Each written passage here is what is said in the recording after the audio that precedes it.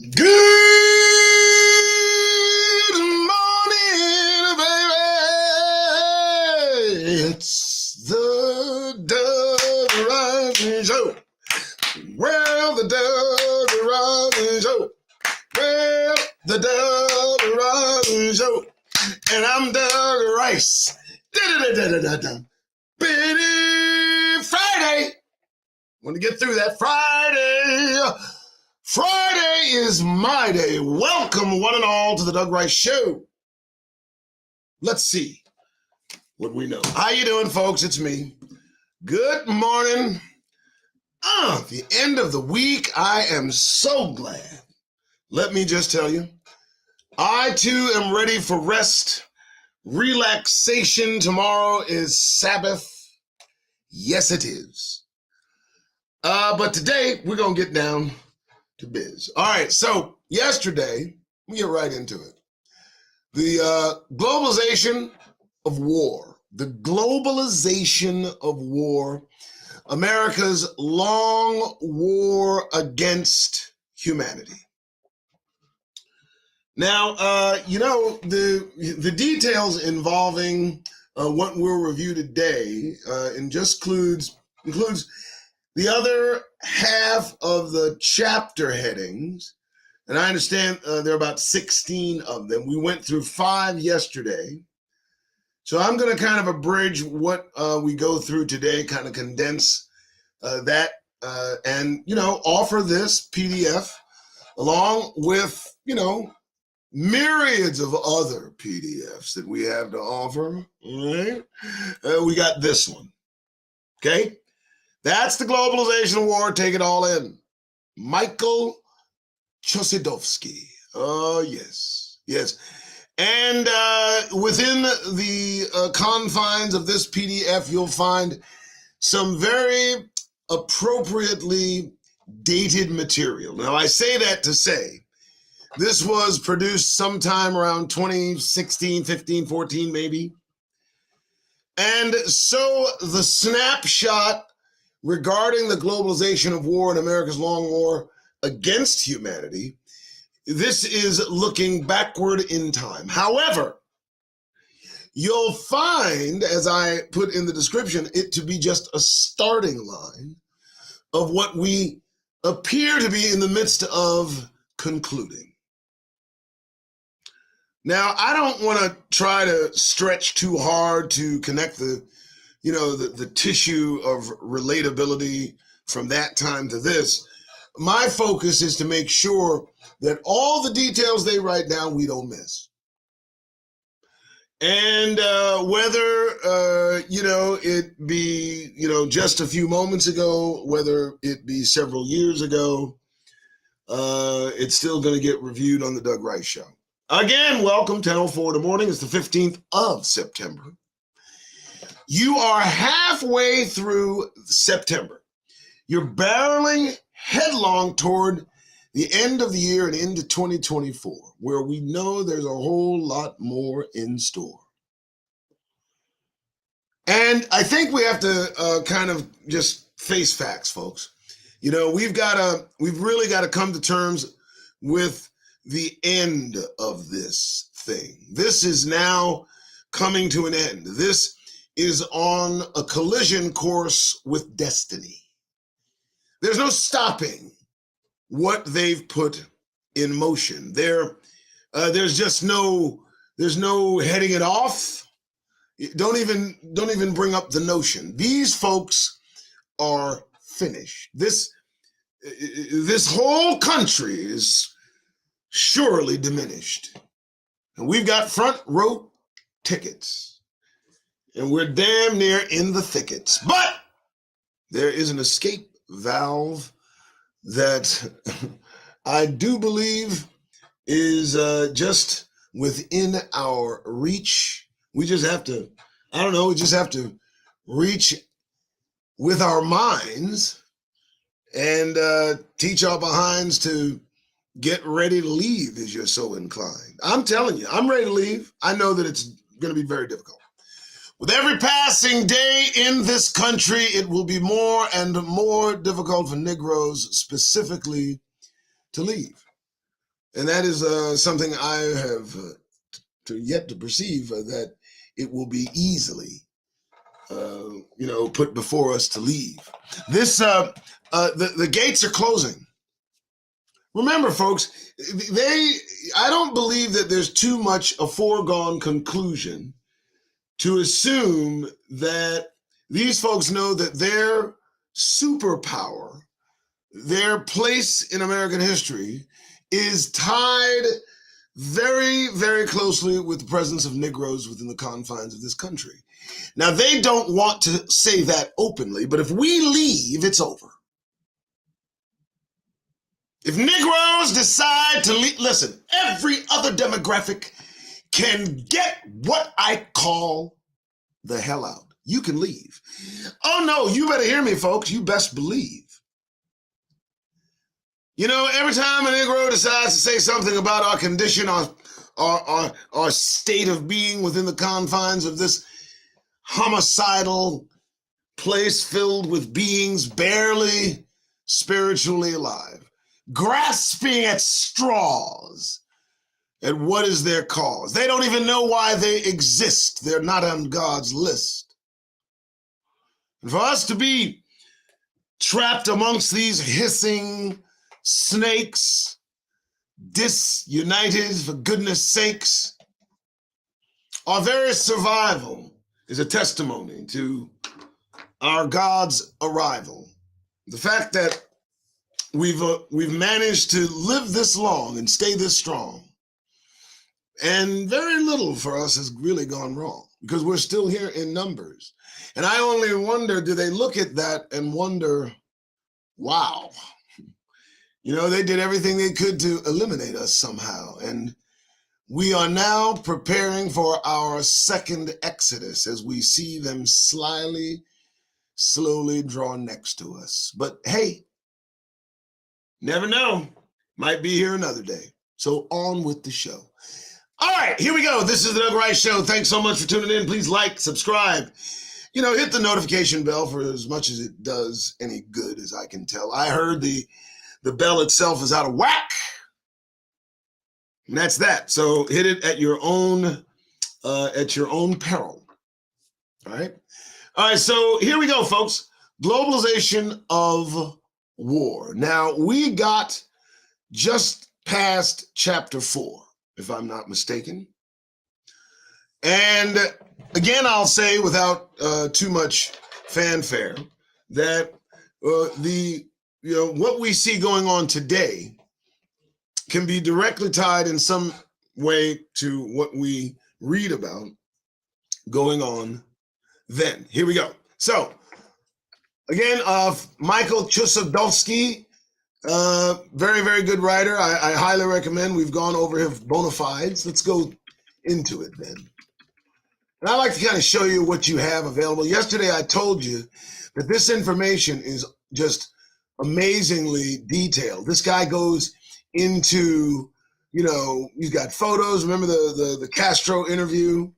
And we're going to, I'm going to fly through this as best as I can.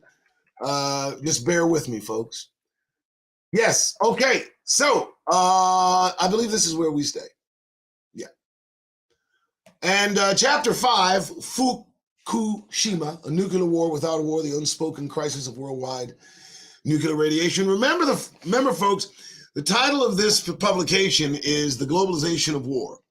And so what Mr. Chossudovsky has done is peppered in within his chapters all the different areas the likelihood war not only can progress, but may in fact flare up, the usage of materials and facilities that not necessarily associated with a war machine may be used in this kind of tactic in order to achieve some sort of global objective. Now, here we have chapter 5 of this publication. And again, all of this is available. Just say when. Just ask. I believe that Katrina is up to the task. We do not sell these PDFs.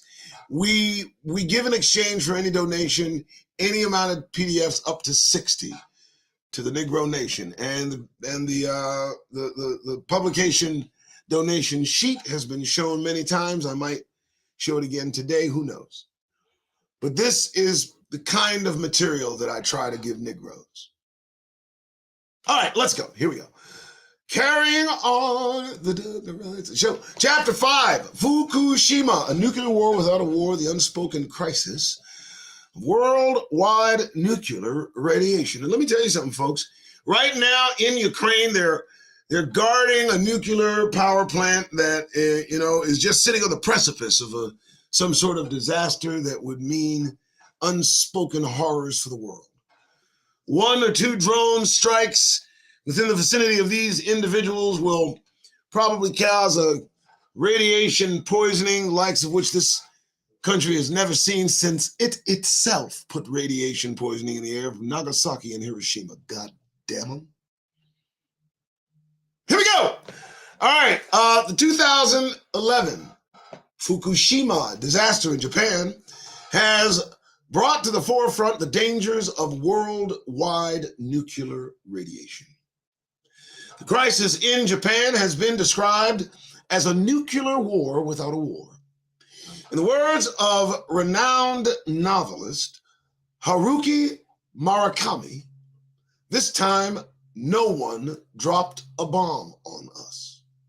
We set the stage. We committed a crime with our own hands. We are destroying our own lands, and we are destroying our own lives. Nuclear radiation, which threatens life on Earth, is not front page news in comparison to the most insignificant issues of public concern, including the local level crime scene or the tabloid gossip reports on Hollywood celebrities.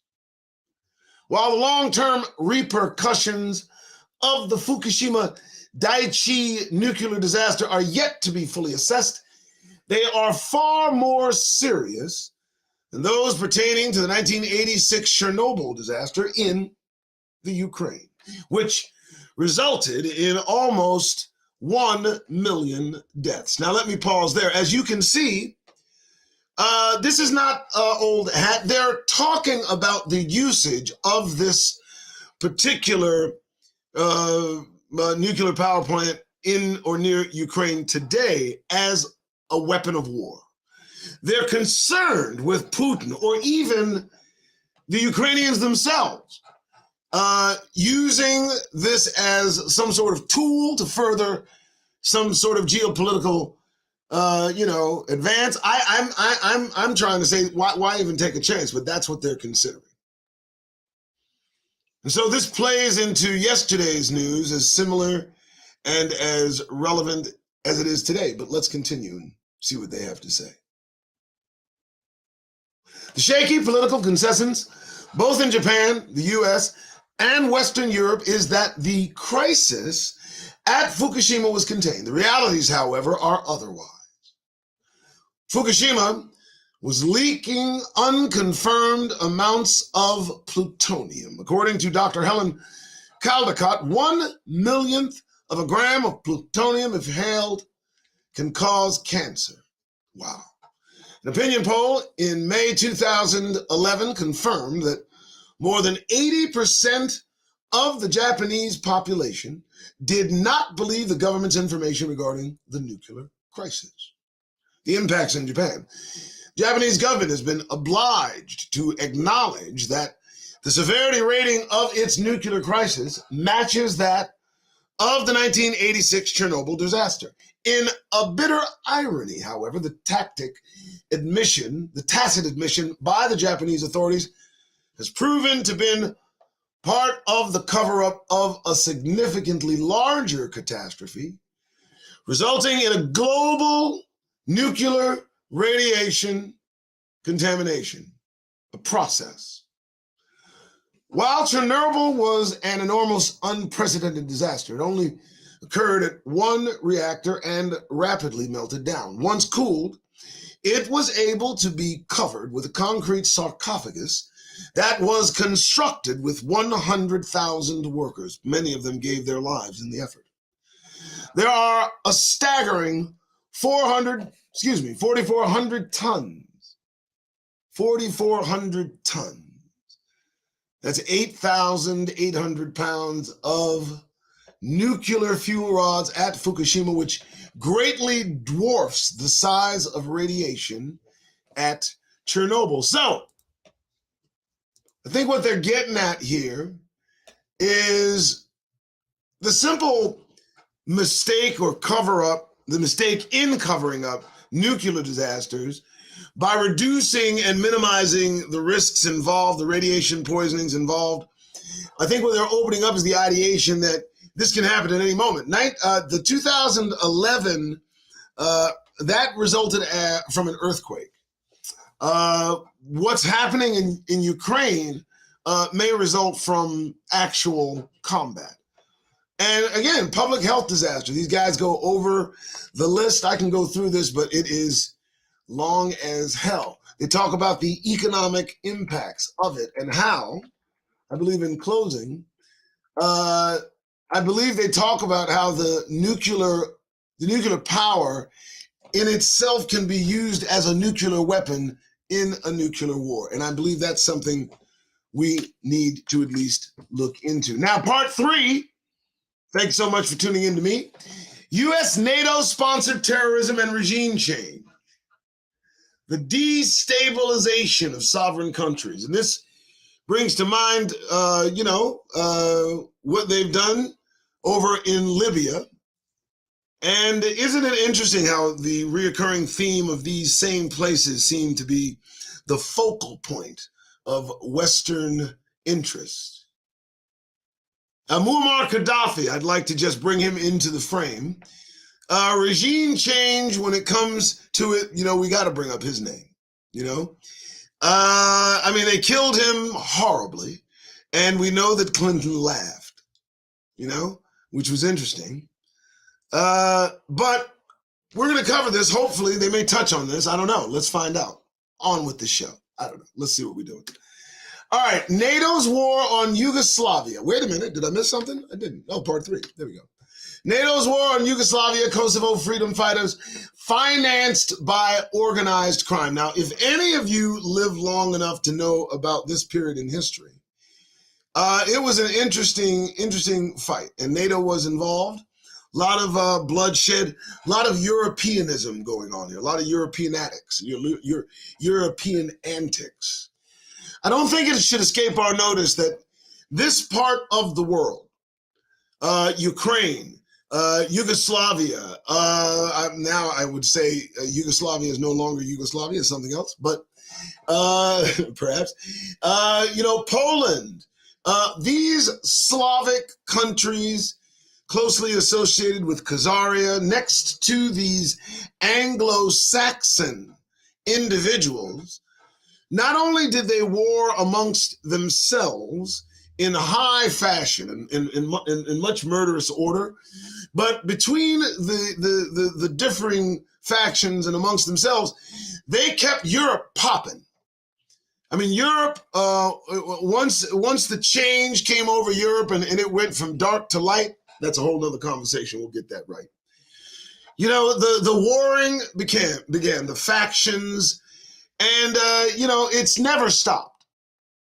And they take all of their Europeanized, westernized, colonialistic problems, and they've poured it into what they call Africa and destabilized those countries as well. So there we go. I just wanted to, I had a story to tell. All right.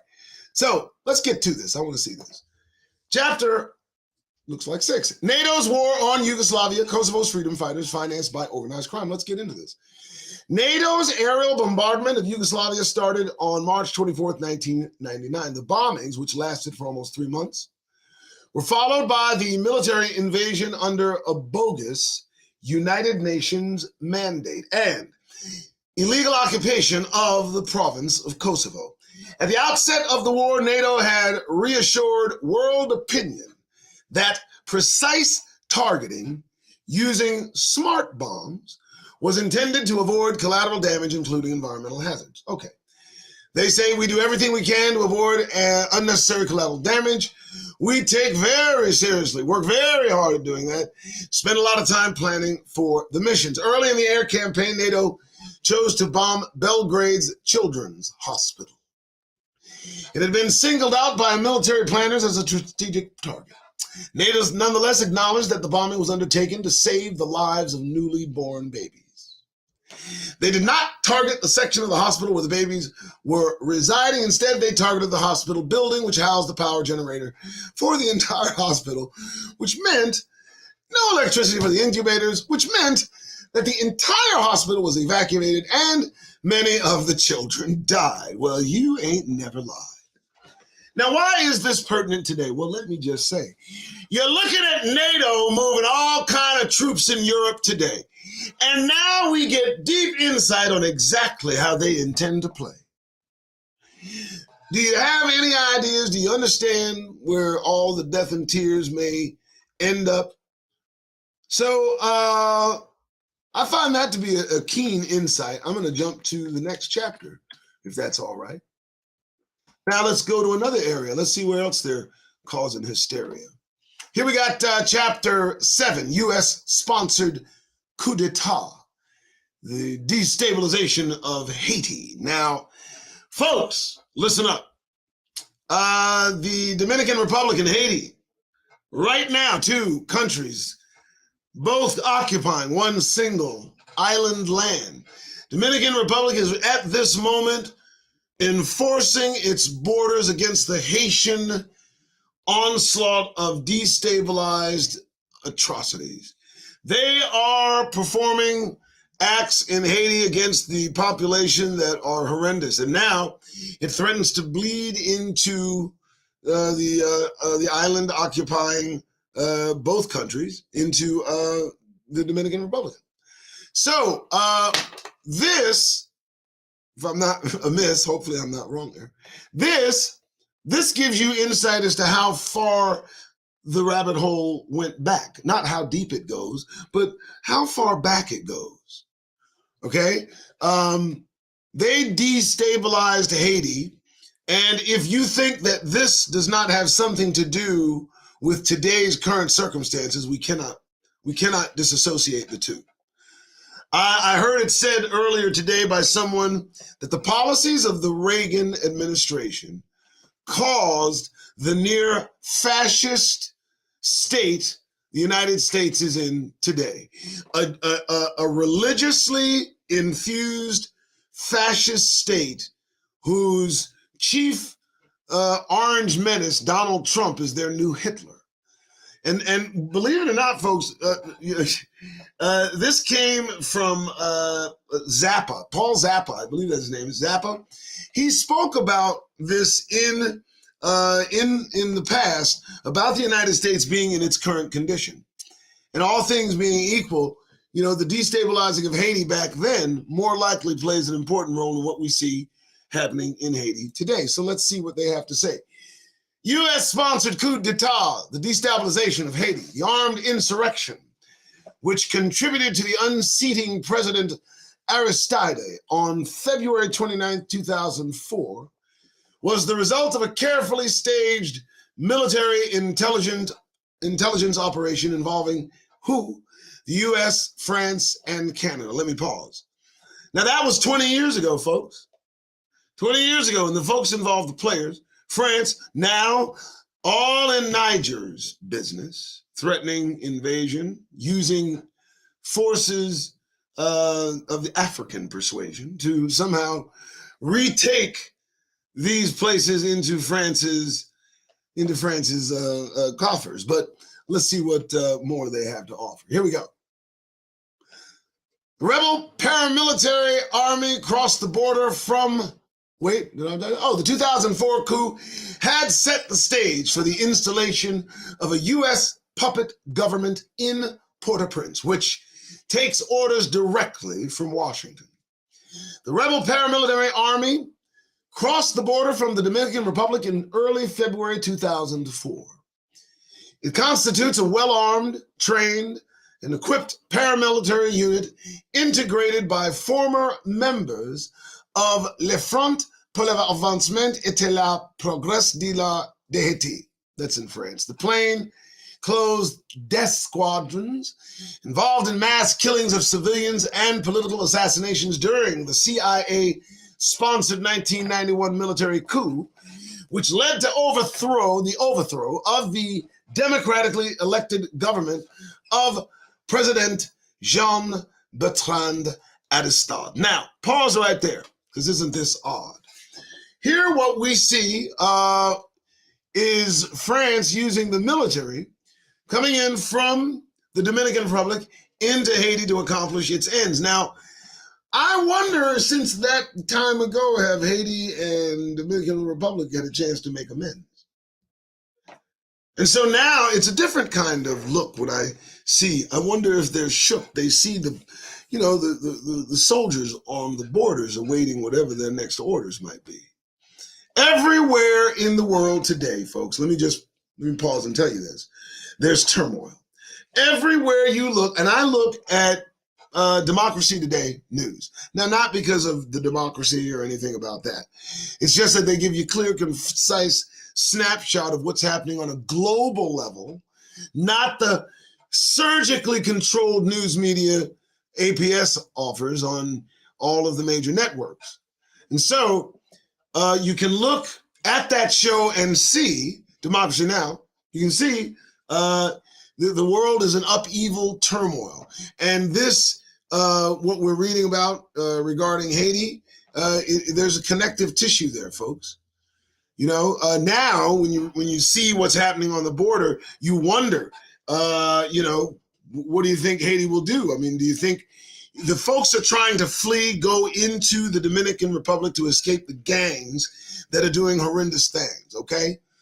And at this point, you got them guarding their own border. And as I watched 9/11 happen, people under pressure will jump out of buildings. So let's continue, because I find that to be very interesting, how that connects to today. Here we go. All right.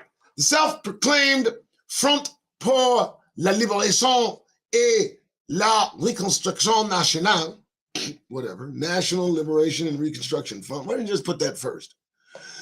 Was led by Guy Philippe, a former member of the Haitian Armed Forces and police chief. Philippe had been trained during the 1991 coup years by the U.S. During the years, okay. U.S. Special Forces in Ecuador, together with a dozen other Haitian army officers. The two other rebel commanders and associates of Guy Philippe, who led the attacks on Genovals and Cap Haitian, are Emmanuel Constant, nicknamed Toto, and Jodel Chamblin, both of whom are former Tonton Mokanta leaders of the FRAP. I'm not going to go into what they had to say. See, let me tell you something. Isn't it interesting that these Europeans can find, the same kind of beings to conquer the beings that they keep seeing? Isn't that something? I mean, I talk about Niger, and I'm brought to be reminded that they're going to use African troops to conquer Niger if they can find it. On to the next chapter, only because this one's long as hell too. Just give you a heads up. Now I'm going to tell you, they talk about Libya, the battle for oil, redrawing the map of Africa. That's next. And, before we get into this text, understand the United States is not dying silently. There are going to be death throes. There's going to be violent objection to their elimination off the world stage.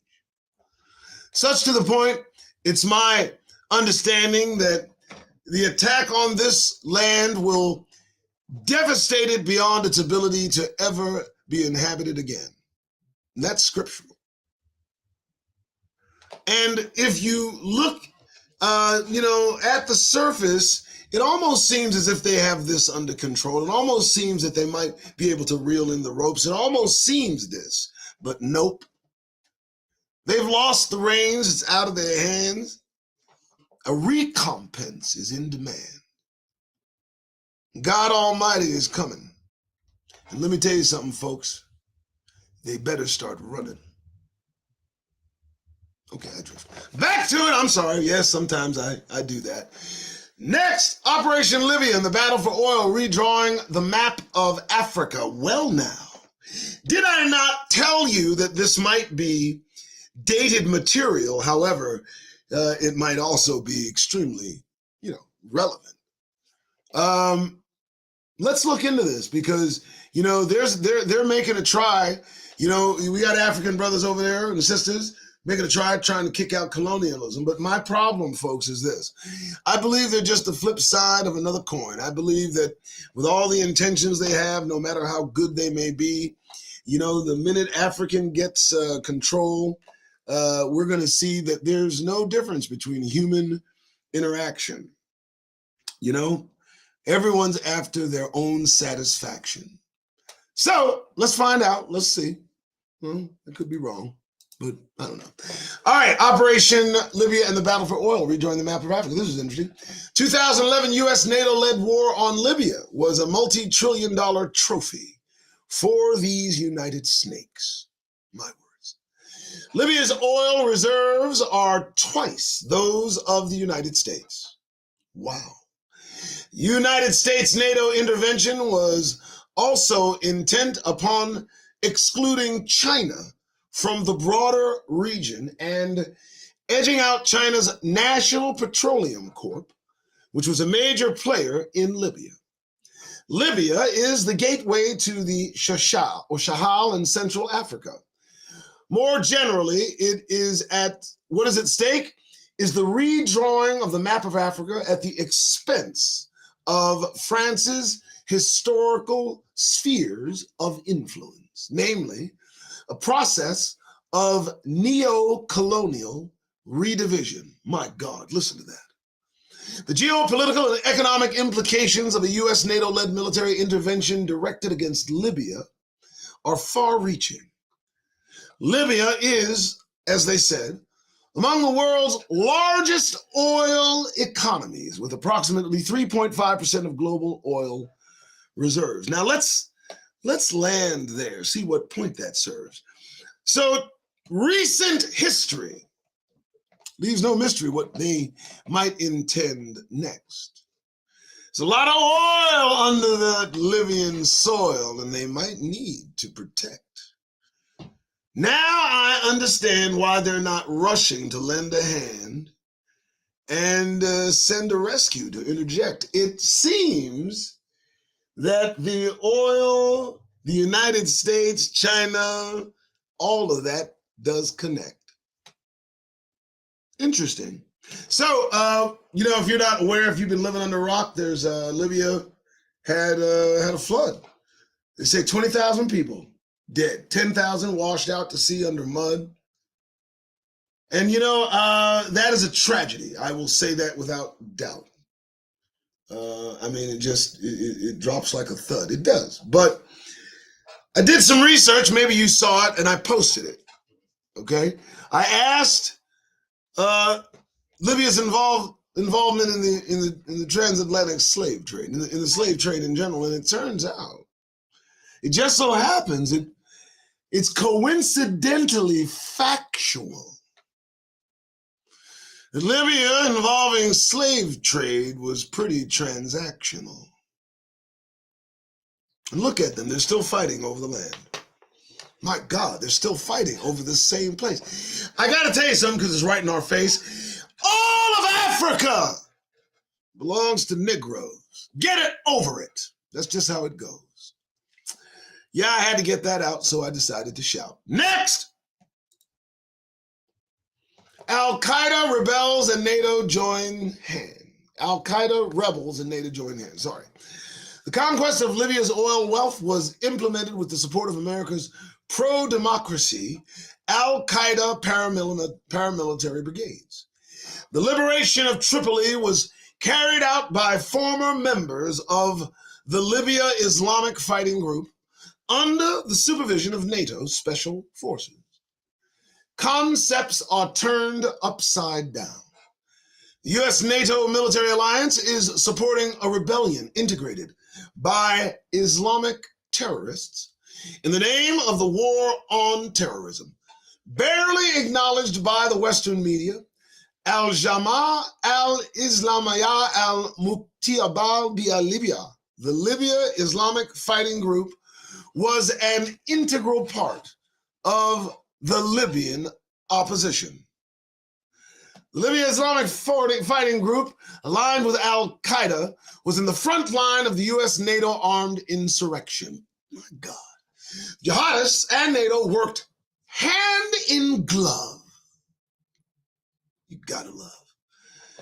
These former Al-Qaeda affiliated brigades constitute the backbone of the pro-democracy rebellion, which, in a bitter irony, was also supported by prominent progressives, as well as segments of the U.S. alternative media.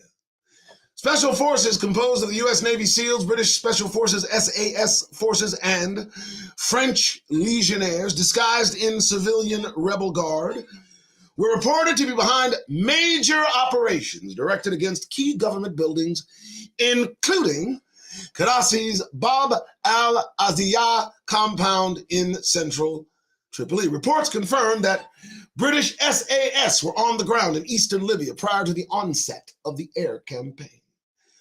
Special Forces were in close coordination with NATO operations. Highly trained units known as smash teams, used for their prowess and destructive ability, have carried out secret reconnaissance missions to provide up-to-date information on the Libyan armed forces.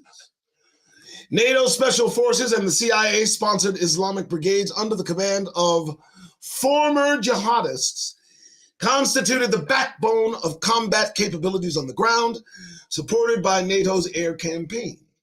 The remainder of the rebel forces included untrained, trigger-happy gunmen, including teenagers, who served the function of creating an atmosphere of panic and intimidation. How informative for the Negro Nation. Now listen, folks, you get this through your heads before you all end up dead. These folks are not playing. You hear what I'm saying?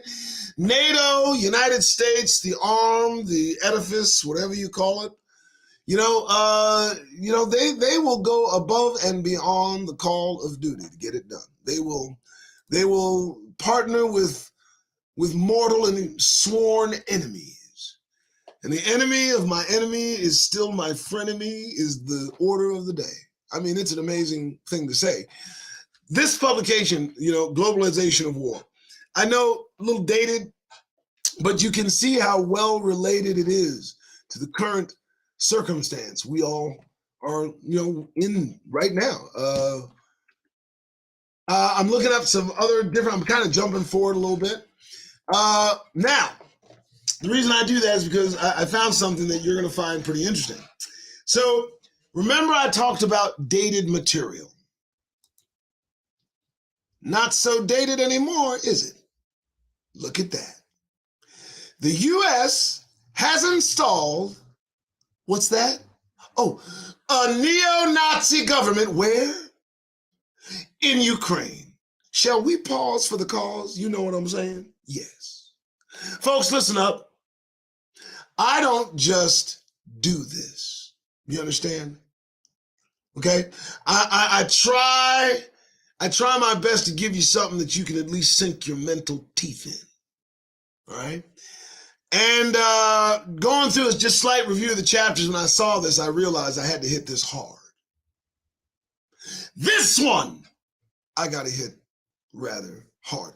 I need you right now to share, like, subscribe, comment, get with this program right here, right now.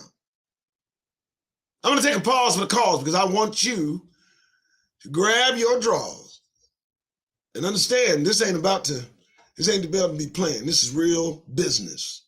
We're about to get in this. All right, let's get to it. Share it. Do it.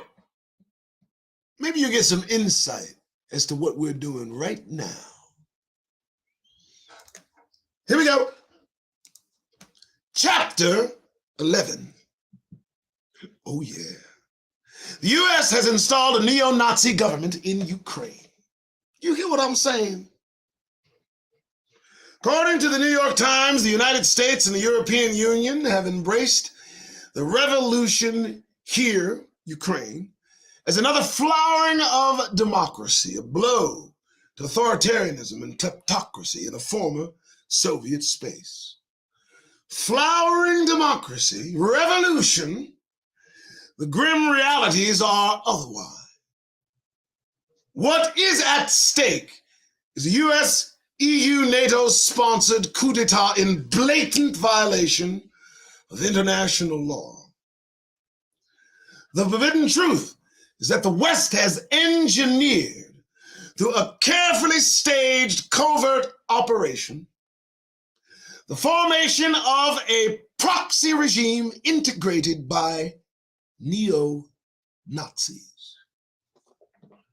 Now, what? What?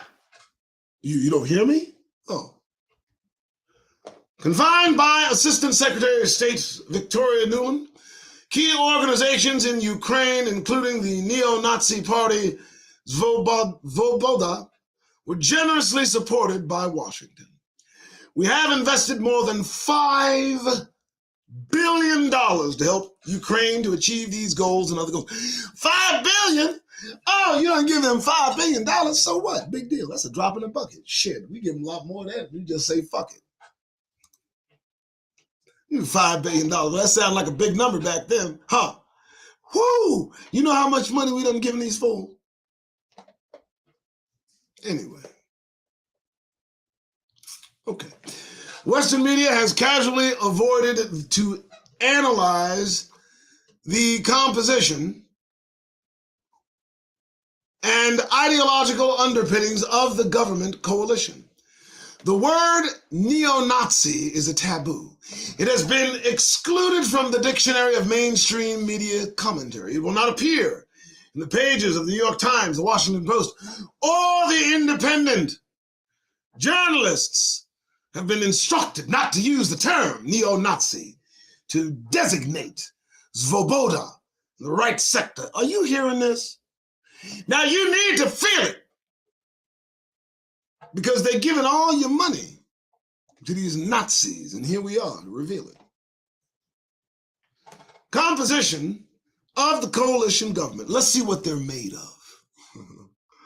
We are not dealing with a transitional government in which neo-Nazi elements integrate the fringe of the coalition, which is led by the Fatherland Party. The cabinet is not only integrated by Svoboda and right sector, not to mention former members of the defunct fascist Una UNSO. The two main neo-Nazi entities have been entrusted with key positions which grant them de facto control over the armed forces, police, justice, and national security. While Yudzenkyov's Fatherland Party controls the majority of portfolios, and Svoboda's neo-Nazi leader Ola Zadabok was not granted a major cabinet post, apparently at the request of the Assistant Secretary of State Victoria Nuland. Members of Svoboda and the right sector occupy key positions in the areas of what? Defense, law enforcement, education, and economic defense. So what you got is you got a bunch of Nazis in charge of the goddamn government in Ukraine. And then you got Putin, who decided to put a foot up their ass, if you hear what I'm saying. And all I kind of grasp at this point is I understand why Putin ain't fucking playing. What's going on? Why is this not public knowledge? Why doesn't this information flow freely?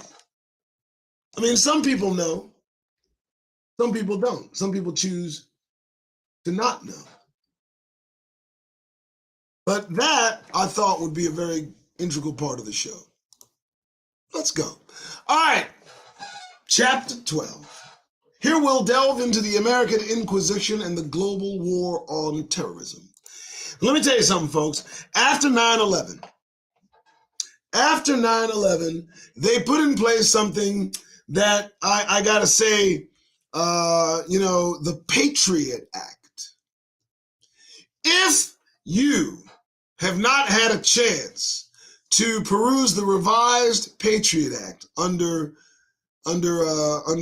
Trump, forget Obama, you're in for quite a read. I should make that a show, and almost will, certainly indeed, because the Patriot Act really ties a knot on the bow, and it shows you just how far these people will go to protect their sovereignty. And it's a horrible picture to take in. And it's a war that I don't think they can win. But they try again and again and again. Here we go.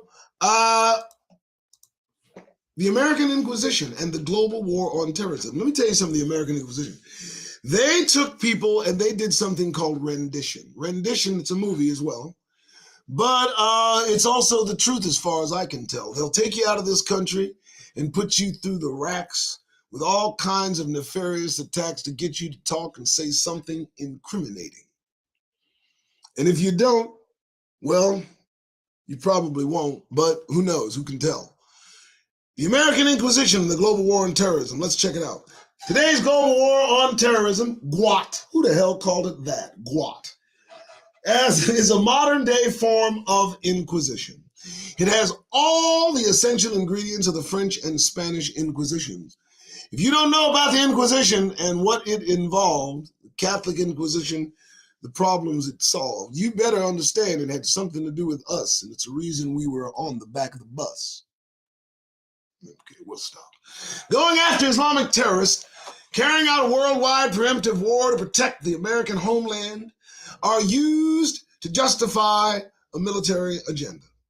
The global war on terrorism is presented as a clash of civilizations, a war between competing values and religions, when in reality it is an outright war of conquest, guided by strategic and economic objectives.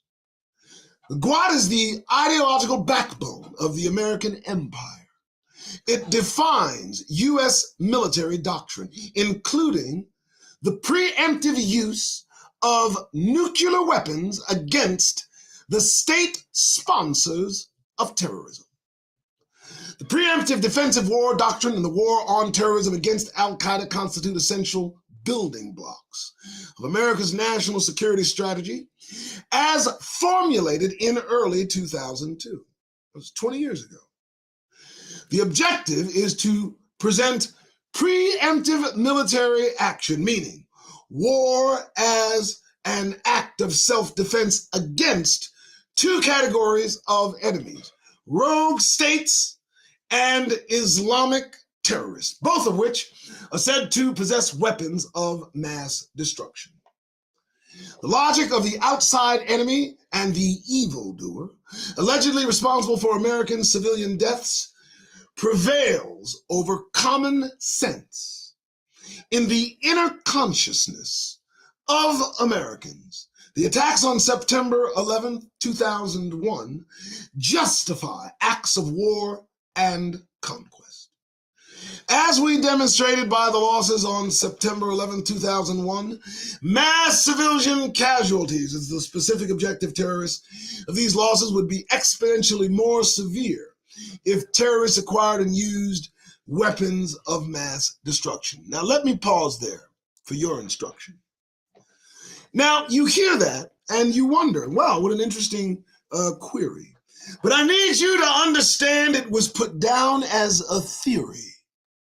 Yes, folks, the 9/11 attack, or something akin to that, was put down in a think tank created by all of people, Vice President Dick Cheney.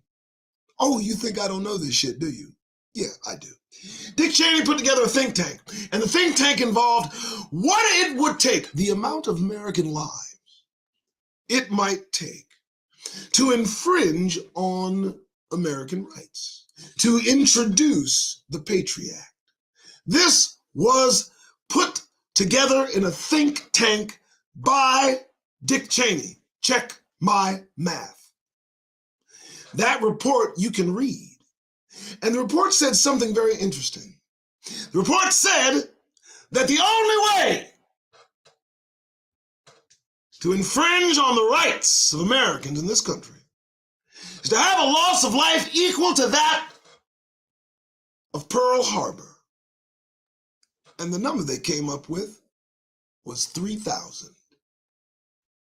Now I'm going to let that hang in the air for you Negroes, so you understand how strategically planned all this shit goes. This ain't a joke, and I ain't blowing smoke. This is the real deal. And this is how they feel. And imagine, if you will, what they'll do to us if they get a chance to put us back at the back of the fucking bus. I'm Doug Rice.